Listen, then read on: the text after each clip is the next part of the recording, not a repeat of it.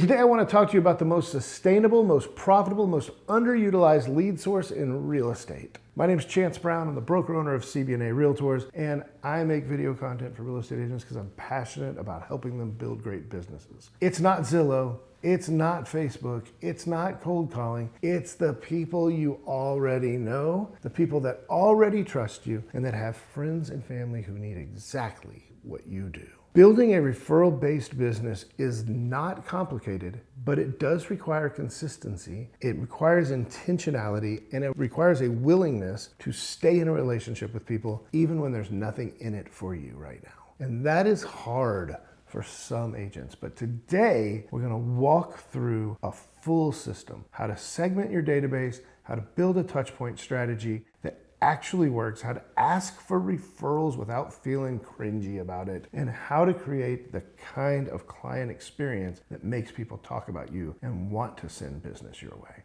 So let's jump into it. Before we get into the tactics of this, we gotta talk about mindset, because most agents approach their database just the wrong way completely. They think about it as a lead list, a collection of names to market to. So they're sending out mass emails, generic newsletters, and market updates, and nothing really ever converts because of it. Let's reframe that. Your database isn't a lead list. It's a relationship portfolio. And like any portfolio, it grows in value when you invest in it consistently over time. Let's step that back for a second. It's like a stock portfolio. You're investing it over time, the value grows. If we can reframe into that mindset, what a difference maker it is. The agents that I have personally seen build great referral-based businesses, where 70 or 80% of their business is coming from people that they already know, they don't think about their database as a marketing channel or a funnel or any of those other big words you hear out there. They think about it as a community. And I think that is a huge distinction, because you show up for community and your community shows up for you.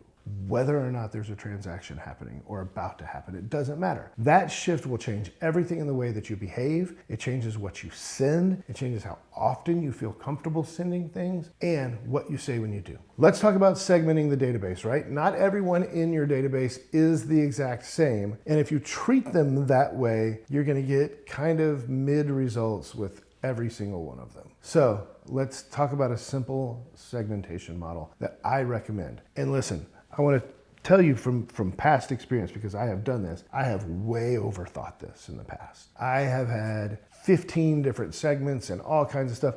Don't be like me. Simple, easy, moving forward in a way that matters. Number one, who are your top 25 or maybe top 50 or whatever that looks like? These are your closest relationships. These are clients from the past who have loved working with you. These are your close friends and family. These are maybe people you've worked with in a previous industry that care about you, that want you to be successful. People who've already sent you referrals. These people get personalized, high-touch contact, phone calls, handwritten notes, lunches, coffees, personalized texts, at least once a month, at least. Let's talk about the second tier now. This is kind of the warm middle, like a cookie. It's maybe clients that you haven't talked to in a little while. It's people who know you're in real estate, but maybe you don't really talk to them about it. Maybe people who've expressed interest but have never actually done anything. These people need to get consistent, personalized digital outreach. Bi-weekly, I think, is great. Once every 3 weeks, awesome, but no fewer than monthly. They need to get something every month. That could be text messages, it could be emails, it could be occasional phone calls, whatever that looks like. And then there's a third tier, which is the wider network. These are people that we just need to stay in touch with. Neighbors, maybe former coworkers that you have lost some touch with, social media connections, and inbound leads who've gone cold. Sign calls, internet leads, whatever that looks like. They need to get value-based content, monthly market insights, helpful tips, community information, things that are going on. It's low touch, but it's consistent. The mistake I see most agents make is spending the same amount of energy on everyone and ending up with just shallow relationships across the board. Go deep with that top tier. Go deep there. That's where referrals really live. Everybody else still gets touched. Everybody else still gets loved on and cared for, but that top tier is where the business is. All right, now let's talk about what we actually say, and just as importantly, I think, when to say it. The goal of having a good touchpoint strategy is really, really simple. You want to stay top of mind when someone in your database hears about a friend who's thinking about moving. That's it, top of mind. If you will remember that piece of the puzzle, I think it will inform the frequency of your communication. There's kind of 4 types of touch points. Number 1 is just a check-in. There's no agenda here. We're not trying to get a referral. We're not trying to get business. There's no pitch. We're just reaching out because we care about you. Thinking about you, just wanted to reach out, see how things are going. That's it, short, sweet, to the point, no problem. Number 2 is a value add. You're sharing something that is genuinely useful. A neighborhood sales update specific to their street, a new restaurant in the area, a contractor recommendation, anything that makes their life a little bit better because you made that call. Again, we're not asking for referrals here. Like, this is just us being of value to somebody. The third is milestones. These are birthdays, anniversaries, move-in anniversaries, kids' birthdays, graduations, anything like that. Can't believe it's been, 2 years since you got the keys to your home. Hope it's everything that you hope for, that kind of thing, right? And then type 4 is the ask. This is where we're actually going to say, hey, you know what? If you know anybody that's looking to buy and selling, I'd love the introduction. Getting referrals from people like you means the world to me. It's what my business is built on. So it's deliver, deliver, deliver, and then before you ask, you've already given them so much value that they're not going to mind. When we consistently hit people over the head with our real estate hammer is when they shut off. The ratio matters. It should be more about giving and being a good friend and being part of their community and them being part of your community than it is about specifically going out and trying to grab that referral. When we talk about referral business, one area oftentimes gets skipped, and that is, do you back up what you talk about? What does the experience of working with you during a transaction look like? Because if you want those people to go out and talk about you in a good way, that experience has to be awesome. Referrals aren't built after closing. They're built during the transaction. Every interaction, every update, every moment you went above and beyond and were thoughtful, it's a deposit in that account. So let's talk about the moments that matter the most when we're in a transaction. Number 1 is the first week. Did we do a great job of setting expectations? Are we being proactive in our communications? And are we making them feel special? Like they're our client, they're our baby, we're gonna care for them so much. Second are the hard moments. And there's gonna be hard moments in almost every transaction. No realtors sit around the bar at conference talking about the perfect transaction. We talk about the ones that were crazy, but we still came through. The hard moments matter because we get the opportunity to show our value like none others during them. How we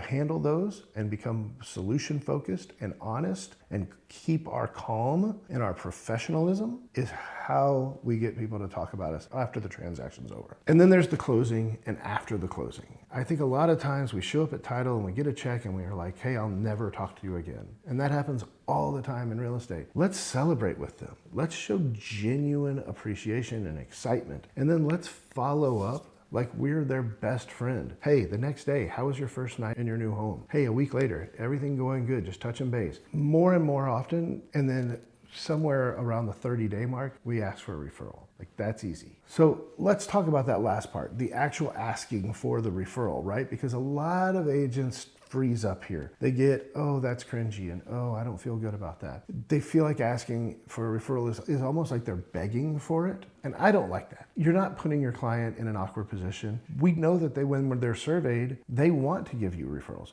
So let's make sure we ask. Here's how we can kind of reframe that. Asking for a referral is not asking for a favor. It's giving your client the opportunity to actually help someone that they care about receive the same awesome service that they got. It's a gift, not a burden. And that is an important distinction, I think. The best referral always sounds like this. Hey, working with people like you is exactly why I love this business. If you know anyone who's thinking about making a move, I'd love the chance to take care of them the same way I took care of you.